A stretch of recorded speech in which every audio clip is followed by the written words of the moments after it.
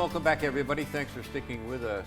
Captain Michael Harrington, Salvation Army, 14 Clinton Place in Utica is our guest, and we're talking about the challenges facing the Salvation Army, facing the community as we go forward. And last year, I remember you coming in here and talking about the Red Kettle campaign, as you do most years, and there just wasn't enough places for you to place the kettles. And it seems to me, Captain, if you can get a placement for the kettle, you do good. Yes. But it's getting the placement, and now the brick and mortar stores, as you said earlier, they're going away. Yes. A lot of changes. So corporate partner, J.C. Penney's, Kmart, Herb Phillipson's, we've been on the decline due to online buying over the recent years, and that has been, we've been bringing in less and less each year through the Red Kettle campaign. And now this year with the foot traffic, and we don't know if our corporate partners are going to let us stand yet. We got some agreements, we're still working out others. As you know now, when you go to Walmart, you use one door. Yeah. So we used to have 4 stands between the 2 local Walmarts, and if we are allowed to stand, and it'd be 2 from 4 to 2. So Yeah, and I remember standing, trying to help a little bit, and going over to Phillipson's and standing out there at Phillipson's, and you're right, boy, those are big losses. Yes, they are.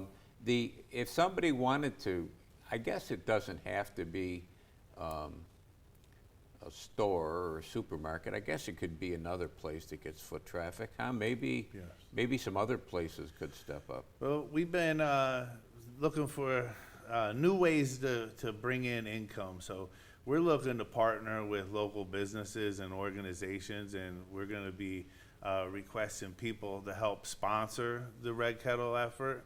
Either by donating time, hosting a virtual campaign, perhaps a corporate match, or just sponsoring a kettle location, and assisting with a monetary donation. Yeah, I mean, I was just thinking I probably shouldn't mention their name because the name just popped into my head, but I'm trying to think of places that have a lot of foot traffic, and I'm thinking of the people that come into work every day at Utica National. Mm-hmm.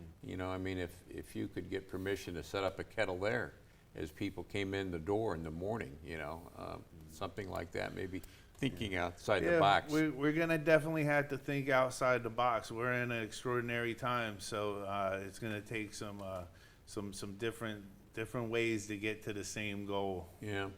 The services that you provide at the Salvation Army aren't just the meal services. It all starts with the religious services, right? Yeah, so the Salvation Army is the world's largest Christian human service organization. We're in 130 different countries. In each community, we look different. Some places overseas, we operate hospitals, maybe children's homes. Here in Utica, we're a worship community center. So we focus on what our area needs, maybe some youth activities, youth development. We had host a basketball team. We have a summer drop-in camp. We send kids to camp, but then we also have, we meet the need of poverty, which is, could be anywhere from hunger, homelessness, clothing, furniture assistance, things like that. And you've got a nice gym up there too. Yes, we do. Very fortunate. Yeah. I remember when the Salvation Army was on, was that Devereaux? I think that was on Devereaux Street. And where the state office building is now is across the street. And even then you had a nice gym. Yes. So I guess that's part of the program. Yeah, we thrive on diversity of programs, right? So we don't focus just in one area. We're not just doing one thing. We do multiple things. So we're juggling a lot of different things at different times, and different seasons bring different programs. But we thrive on diversity of program. And if you were to relate the Salvation Army philosophy of religion to a denomination that we are more familiar with, what would it be? So our founder, William Booth, was a Methodist preacher. And during the 1800s, him and his wife attended a Methodist church. So we were closely aligned with the Methodist church back then in England. What motivated William Booth and his wife was that the church had a pew tax. So the people who had money were able to have a nice seat every Sunday during service. And you had people that would sit up in the top row, right, the less fortunate. And then even those who couldn't afford anything would stand behind a curtain and just listen to services that way.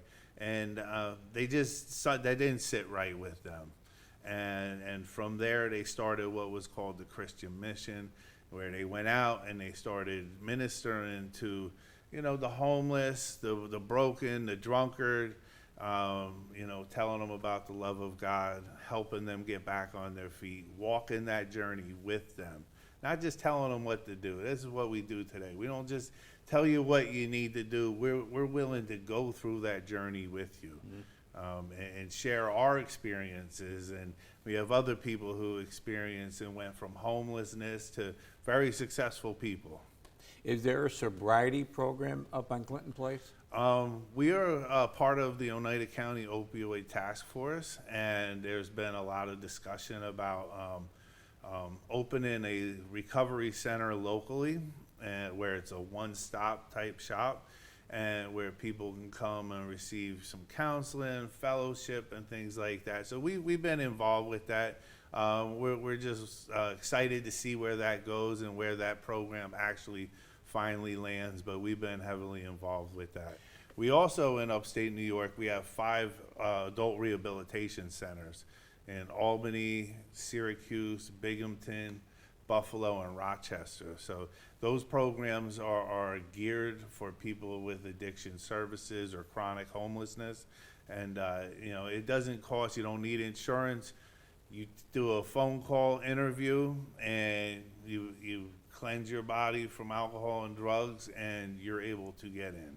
These are, the 5 that you mentioned, these are run by and operated by the Salvation Army? Yes, they're operated, run by the Salvation Army. So when an individual calls, they don't need to come with a suitcase of clothes. If you have nothing, actually we prefer you show up with nothing.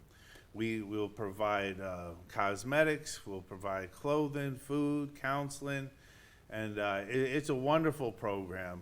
The counselors, the administrators, and pastors there are great, and a lot of transforming lives going on at that place, returning parents home to their children. Okay. Captain Michael Harrington's our guest. We're talking about the Salvation Army. Short break, right back.